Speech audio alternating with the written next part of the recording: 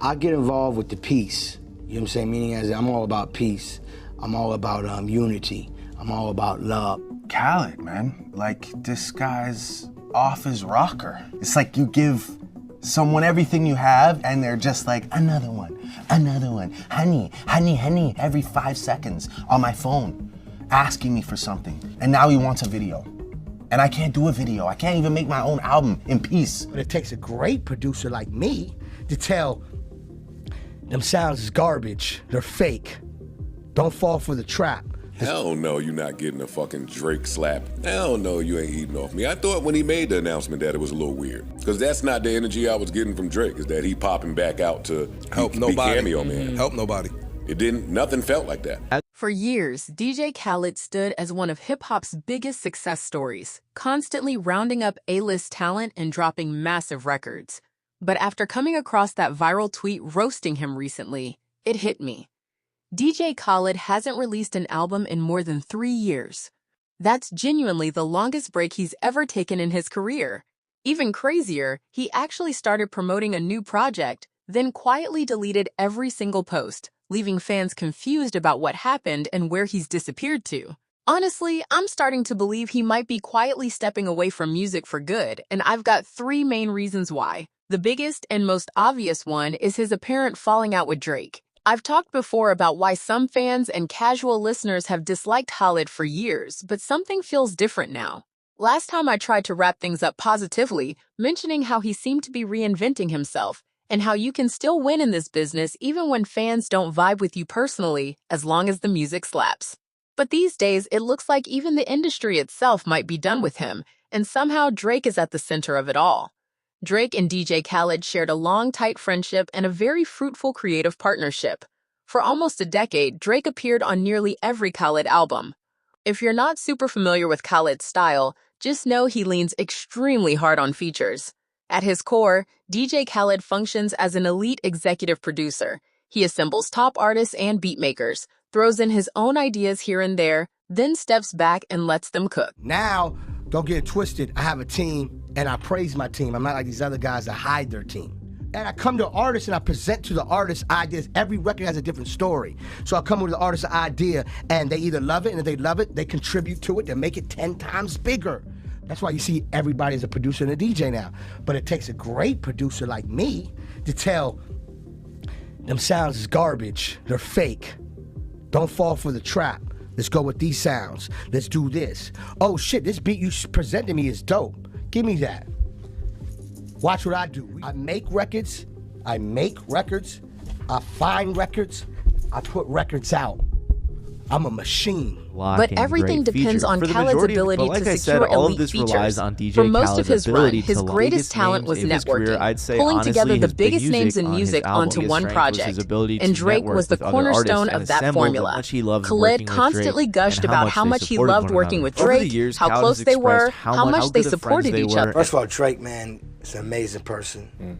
It's my brother, and he's really supported me a lot in my career. You know, and I met Drake obviously through Young Money, Lil Wayne, and the whole family. It eventually turned into a full-blown meme. Oh, is Drake on your album? They ain't believe in us. Drake did. Drake did. And I like what Drake likes. You know what I'm saying? Hey, yo, Drake. Hey, yo, Drake. Did the Drake vocals come in yet? Chill. You know everything's top secret. CJ, did the Khaled vocals come in yet? So clearly, Drake was central to many of Khaled's biggest records. That's exactly why Khaled leaned so heavily on him during the rollout for what was supposed to be his next album. In 2023, he started teasing the project, hyping 2 Drake songs that were supposedly already locked in. Hey, yo, Drake fan hub. You know I got 2 Drakes in the can. Mixed, mastered. You know I got 2 Drakes, 2 champagne poppies on my album. You know that, right? He even posted pics with Drake holding a sign that read, "I have 2 Drake songs on my new album coming 2024.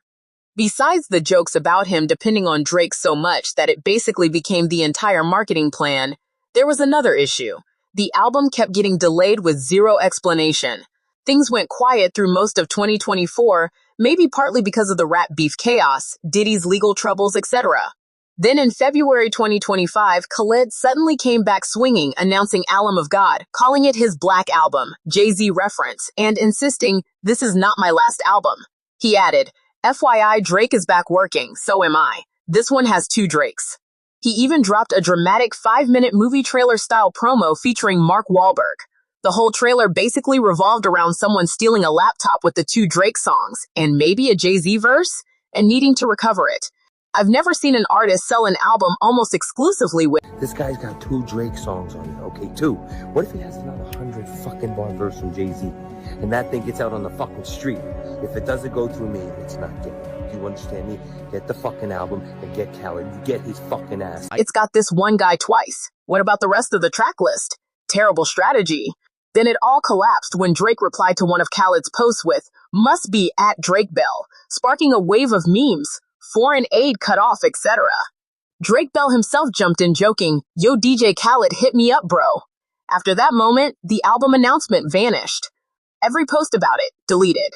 Khaled has barely mentioned the project since.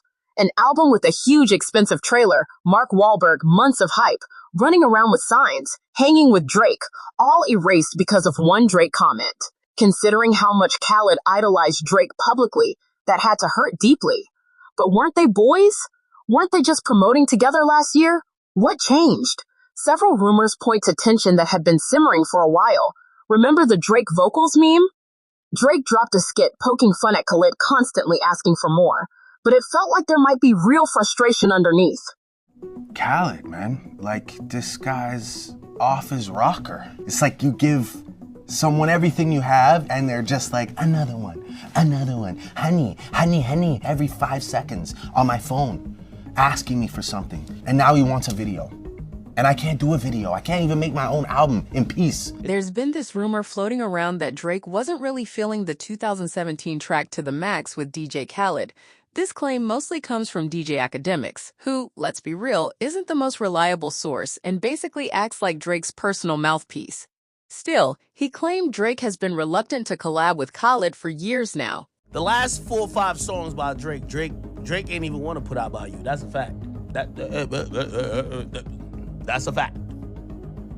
You begged Drake for all those records, and he gave you all those records because you wanted it. According to him, the last 4 or 5 Drake features Khaled got were basically begged for, and Drake only did them because Khaled kept pushing. Academics straight up said Drake didn't want To The Max at all, that Khaled begged so hard for it that Drake supposedly played him and took something like 95% of the publishing rights in the deal. You remember that song called To The Max? Drake told you about no 55 times. You hit Drake team, he told you no 55 times. Drake didn't want this project out, or this song out actually, because, I was looking back at the timeline on it. He already beat the Meek shit already, but for whatever reason, based on what he was doing, this wasn't the song. Remember I told you there was an artist that was so desperate to get a song out with Drake that Drake took 95% of the song? Tell me if I'm lying. Khaled, Drake, anybody else. Don't ask me how I know. Drake owns 95% of the publishing on this song. That's a fact. If true, it shows their whole bestie vibe online was way more one-sided than it looked. And if Drake was already overdoing Khaled favors, it makes total sense he wouldn't clear those 2 new verses for Khaled's latest album. But honestly, the biggest reason probably goes deeper than just one old track. I'd argue the main issue is that Drake wasn't about to help Khaled after the rap civil war. The Drake versus Kendrick beef wasn't just those 2, it split damn near the whole industry. Kanye, Future, Metro Boomin, The Weeknd, Rick Ross, A$AP Rocky, and others were throwing shots at Drake. Meanwhile, J. Cole, 21 Savage, Lil Yachty, and a few others rode with him. From Drake's side, it probably felt like almost everybody he'd ever put on turned around and stabbed him in the back. That's why he later vented on tracks like No Face, People Got Lit Off the Features I Skated On, and Blue Green Red, Friends That I Treated Like Family, They Were Just Hanging Around. Khaled never directly dissed Drake during the beef, but he also never said a word in defense. Not one post, not one interview, nothing. When people were out here calling Drake a PDF file saying he had a secret daughter, claiming OVO was working for Kendrick, Khaled, who calls Drake his brother, stayed completely silent. You'd think if they were that tight, he'd at least jump in like, nah, that ain't it. But he didn't. So yeah, Drake probably felt some type of way about the fence sitting. And even if you side-eye academics reporting, on this one it kinda tracks. Why would Drake turn around and give Khaled 2 verses right after all that? But you linking up with all his ops. Yo, Khaled, let me tell you this. The fence sitting you did, I'm telling you, you're getting punished for that. You're not gonna sit quiet for 8 months while my guy gets jumped. And then as soon as you look up and be like, y'all done jumping him? I bet, let me drop a song with it. No, it's not happening. We couldn't get a fucking nigga, we didn't know where you were for 8 months. My boy was getting jumped. Niggas kicking him, stomping him, doing whatever.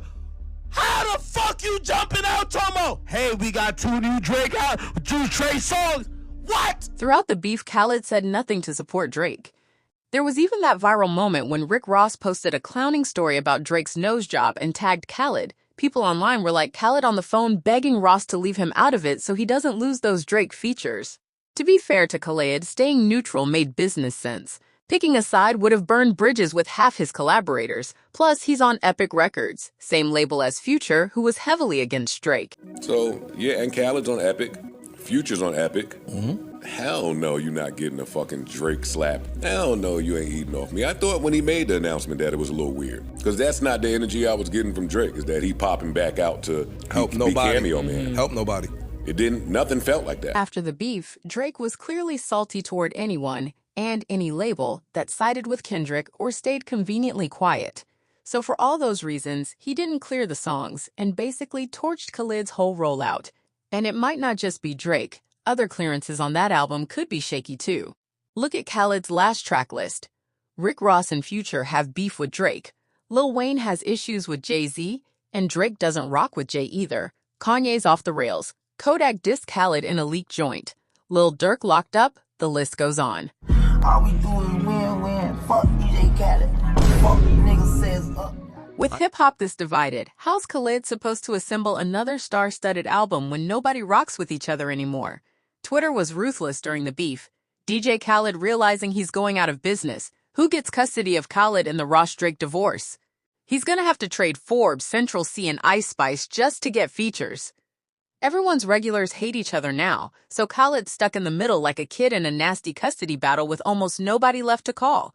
And it's not just the industry or Drake. A growing number of fans, especially in the diaspora, are upset because Khaled hasn't said a single word about the genocide in Palestine. As one of the most famous Palestinian celebrities alive, people expected at least some statement. The conflict's been front-page news for years. Tons of celebrities have spoken out one way or another. Yet Khaled's been completely mute on it. A Palestinian-American writer named Missa Mustafa pointed out how growing up, seeing Khaled rep their West Bank village felt huge, even if it was small mentions. But now, the guy with the loudest voice in music goes selectively silent on the one topic that matters most to many in his community. Historically, Khaled has leaned into his Palestinian Arab identity, olive chains, hookah, Arab money, even used to go by Arab Attack early on, but the political commentary was always super light. In old interviews, he'd say things like, "I'm all about peace, unity, love. I pray for my people every day," but never took a firm stance. After Larry King asked him about a two-state solution, he just said, "I think so." Fans in the comments were calling him out even back then. Khaled beating around the bush. Palestinians don't claim this man. With everything happening in Gaza the last few years, the frustration has boiled over. Some think it's label pressure. We the Best is under Universal, whose execs, including big Israel supporters like Chaim Saban, have donated heavily to pro-IDF causes. Others just see it as him choosing fame, marn, money over speaking up. You still have family in Palestine? Yes, I do. How do you get involved politically in the Middle East? I get involved with the peace. You know what I'm saying? Meaning as I'm all about peace. I'm all about unity. I'm all about love, and I want my people, to always be good. I don't see why it's a problem because I'm sitting here with you right now. No problem. Me and you have no problem. Are you bitter about the hostility between the two? I have to be bitter at anything that's gonna hurt my people. You know what I'm saying? I would never want my people to be hurt. So at the same time, it's like, all I can do is pray every day for peace. You think we'll ever have a two-state in existence? I think so. Then there was the video where security carried him so his shoes wouldn't get dirty. I don't want to get my Jordan's dirty. Can I get everybody to help me? Please, everybody help me. Get on the side. Thank you, brother. I appreciate it. D.L. Hughley hit him with, "We're used to Palestinians being carried. They're dead. They don't have shoes. They don't even have feet." His own cousin, Fadi Musellat, has called him out publicly, too, saying there's no excuse when you're actually Palestinian and your family is still there. Even Dave Chappelle recently used him as a punchline. "For a Palestinian, this man is awfully quiet right now, and why are you so fat? People are starving." Or the Reddit line, "The only ceasefire DJ Khaled wants is between Drake and Rick Ross, so he can get collabs again." His career's in a rough spot already, and the silence isn't helping. This isn't his first controversy either. Remember when Tyler, the Creator's Igor, bumped Father of Assad from #1 and Khaled went on a Snapchat rant? Complaining about mysterious music, shading Tyler, whining about Billboard discounting his sales? It was a bad look for Mr. Positivity. DJ Khaled, yeah, I mean, unfortunately, everyone has their reasons, but there's no reasons, there's no excuse when you're actually a Palestinian, you know what I mean? And for me, my mother lives there, you know what I mean? We're from the same village, same families, so like there's no excuse. And right now my heart and dedication is everything with Palestine, and I go there a lot. Like I said, my mother lives there. I do a lot of charity work with a lot of refugee camps there. I do a lot of fundraisers to raise money for Gaza and all the refugees and outside of Gaza in the West Bank. We come from a small village, so like the whole village is kind of related, so it's like both sides of the family. Oh, wow. So like really close then. Wow. Yeah. So they haven't been back since 1985. And it's just like they just lost touch, you know what I mean? But I'm sure he sees it, I'm Oh, sure no, he does. sees does. the, He like, does, what the hell, like, hello, like the comments, everyone's like, you're Palestinian, bro. There's sometimes when you dig that hole so deep that you just can't get out of it. True. You're just so And numb I think to it. right now he just knows he's so deep down, nothing's just gonna make up for what happened. Do you think he chose like money and fame over? Absolutely. Fans turned quick, from seeing him as a funny meme to ungrateful and entitled. People tolerated the We the Best branding because he seemed self-aware. But that moment made it feel like he actually believed he deserved #1 as an artist when he's never really been the artist. Still, hate or not, people used to stream for the features. Now the features are drying up because of the Drake situation and the fractured state of rap. I gotta say this too. I make albums so people can play it. It's playing everywhere. It's called great music. It's called albums that you actually hear the songs. Not no mysterious shit and you never hear it. On your dome. Joe Budden basically summed it up best. Your whole rollout was, I got 2 Drake songs, you watched what he went through and stayed quiet. Now you don't have 2 Drake nothings. Artistry has never really been DJ Khaled's strong point, as he's never really been an artist himself. He's been that guy that always sits on the side, watching everybody else participate in the group project and putting his name at the fucking top, saying we the best in all his songs. Cool. The thing that made that tolerable for so long was the idea that you thought maybe, despite him not doing shit, he would be aware of it, Like all this time, I think we'd been tolerating that DJ Khaled cosign or that DJ Khaled brand on a lot of the tracks because we're just like, hey, it's Khaled, man. He's a meme. He embraced his meme. He does funny things from time to time. Like, there's no reason to really hate on this dude because he knows, right? He knows, doesn't he? Sign saying, I got 2 Drake songs on the next album. Like, that's been his whole rollout is, I got 2 Drake songs. I got 2 Drake songs. You saw what the fuck I went through and you ain't said a word? You don't have 2 Drake nothings. So Palestine went through and said a word. Talking about what Drake went I'm just... They said a word about nothing. Good point. No, he been quiet. Subscribe if you're new, and I'll catch y'all next time. Let me know if you want any tweaks.